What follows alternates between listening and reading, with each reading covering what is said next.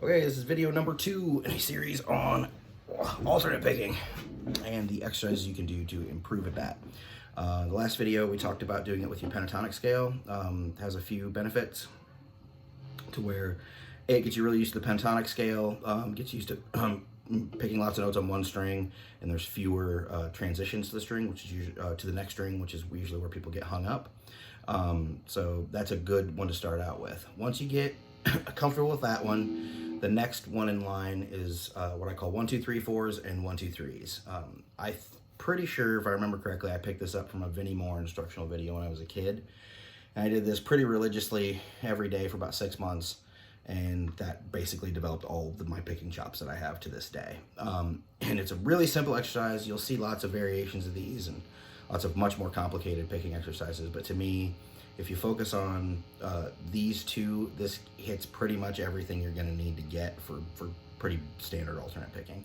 And all it is you come down to the first fret here, and you're gonna put your thumb kind of back here on the middle of the neck. That's gonna be your spot. And you're gonna place your right hand. We talked a little bit about pick position last time, where you, with your right hand, the corner of it between the E and A bridge saddles right behind them.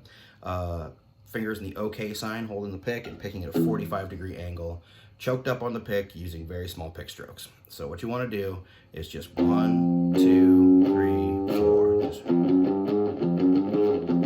That's the first thing. 1, 2, 3, 4. The key with this too, with your left hand, is again that thumb pressure on the back of the neck at the center, and not having your fingers all wild out here like coming off the fretboard a lot. It's a small motion. It's the smallest amount of pressure you can put on the string to do it. Again, economy of motion, economy of energy. Then you go to the next string.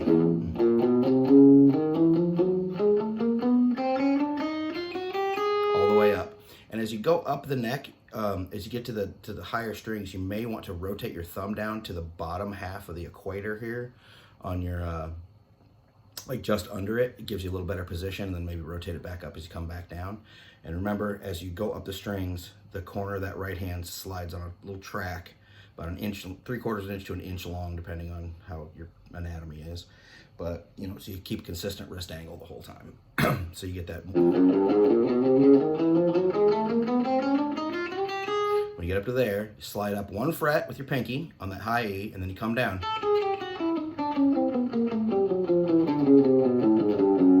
Slide up 1 more fret.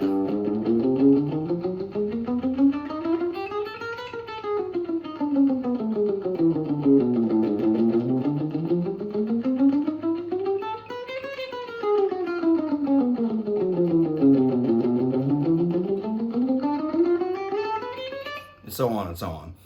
Again, the goal is speed, not accuracy. I'm sorry, accuracy, not speed. Speed will come with accuracy, but you try to make every pick stroke really even, volume and dynamics wise. Make sure that when you cross strings, there's no delays. Everything's right on beat. You can go with a metronome. The practice regimen I set out for myself as a kid was I do the 1, 2, 3, 4 up to the 12th fret and back with a metronome. And if I messed up, I had to start over again. And if I messed up twice, I had to slow the metronome down until I could get it. And if I made it, then next time I would bump the metronome up a couple of beats a minute and try that. And eventually I got it going. It was pretty fast. I haven't done these regularly in a long time. I can still do them pretty well. Just putting that muscle memory in there is huge. So that's only half the equation though, is we do 1, 2, 3, 4s, because it's an even number of pick strokes on a string.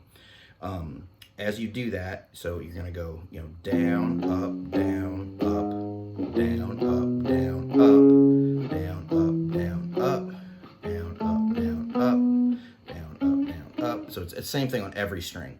You're always starting the next string on a downstroke. But what if we have an odd number of notes on a string? So we'd have 1, 2, 3s. 1, 2, 3, 1, 2, 3, 1, 2, 3. And what that does is that switches at every string. So you're going down, up, down, up, down, up, down, up, down, up, down, up. So it switches everyone. So as you're alternate picking, through scales or sequences or whatever, you're either going to cross a string on a downstroke or you're going to cross it on an upstroke. There's not, when you're alternate picking, there's other things called economy picking, which I'll talk about in a minute, where you would double up some of those things. But for strict alternate picking, all you're ever going to do is cross on a downstroke or cross on an upstroke. If you do 1, 2, 3, 4s and 1, 2, 3s, that'll get you through everything you need to know. So.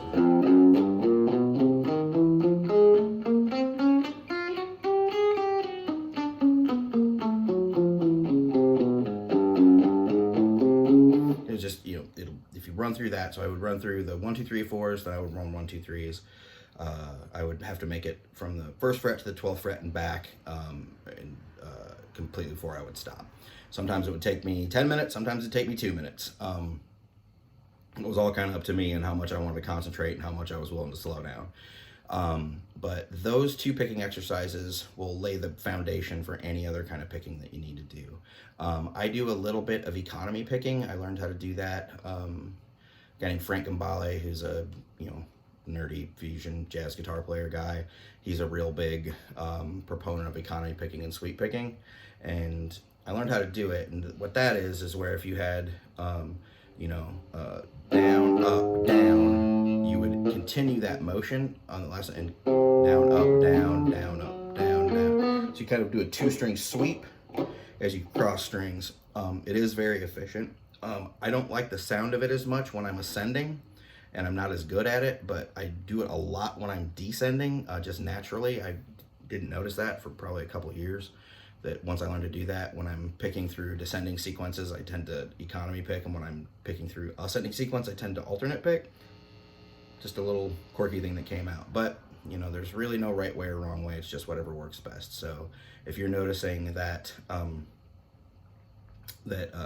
some of this stuff is difficult for you, that's something we could, we can do a thing on economy picking too, because for some people it is a lot better.